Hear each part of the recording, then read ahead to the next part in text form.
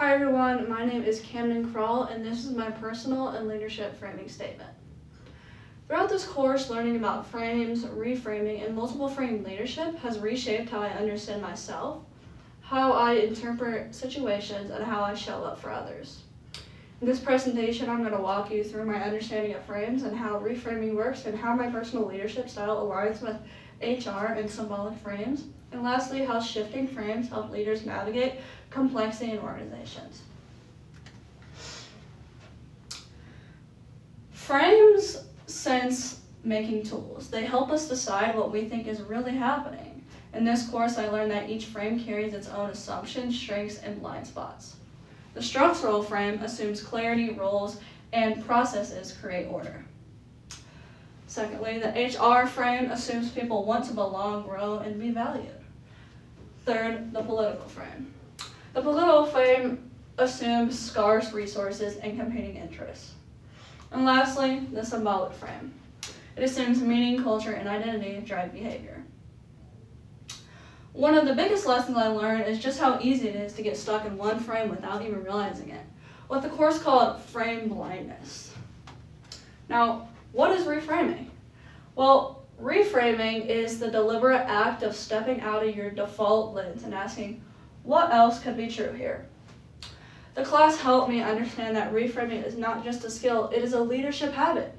It helps prevent quick judgment and reduces misunderstanding and forces leaders to see multiple interpretations of the same situation.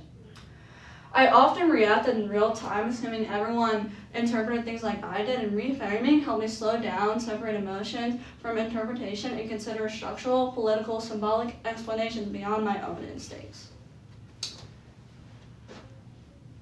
Through reflection, assignments, and class discussions, I realized that my dominant leadership frames are HR and symbolic frames.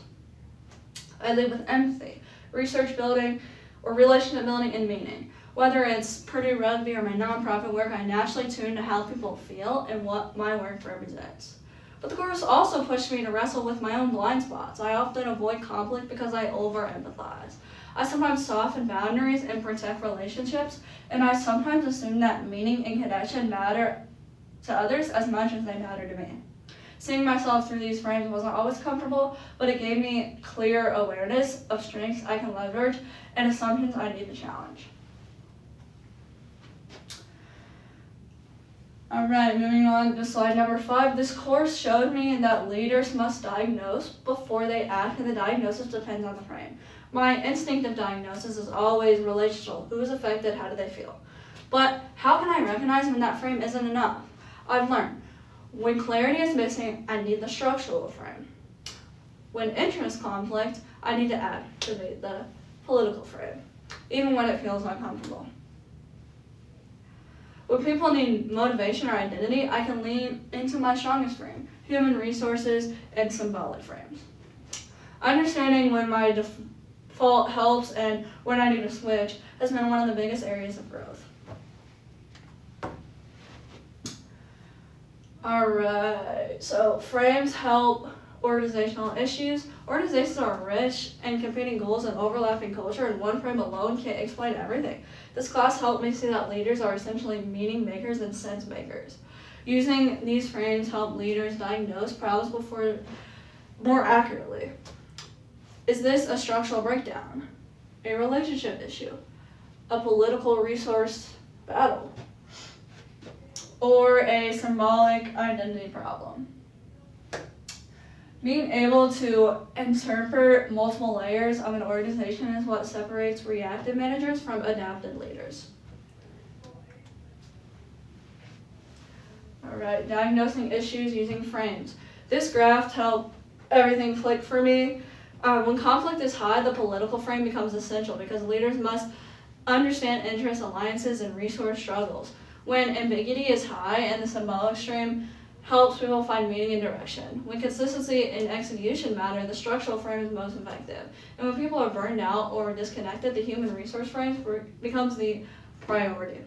This model taught me that leaders never rely on one viewpoint, they adjust their lens based on the situation. Moving on, why reframing matters. Well, reframing prevents oversimplification and blame. This class helped me replace assumption with curiosity. Instead of someone's difficult, I ask, what interests are they protecting? Instead of this process doesn't work, I ask, what structural assumptions are we meaning? Instead of people are motivated, I ask, what meaning is missing? Reframing helped me communicate more and clearly reduce emotional reactions and better understand the patterns beneath people's behavior.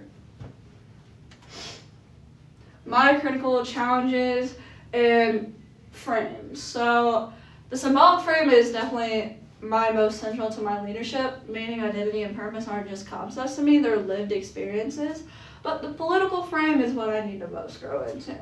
It pushes me into uncomfortable but necessary areas, like advocating for resources, navigating competing interests, and understanding informal power. Recognizing this tension has given me a clear direction for my leadership development, and I need to stay grounded in meaning while building confidence in political navigation. Alright, so in conclusion, this course has helped me understand that leadership is not just a personality, it's about perspective. Frames and reframing have given me vocabulary for my strengths, a clear view of my blind spots, and a toolkit for navigating complexity with adaptability, self-awareness, and clarity.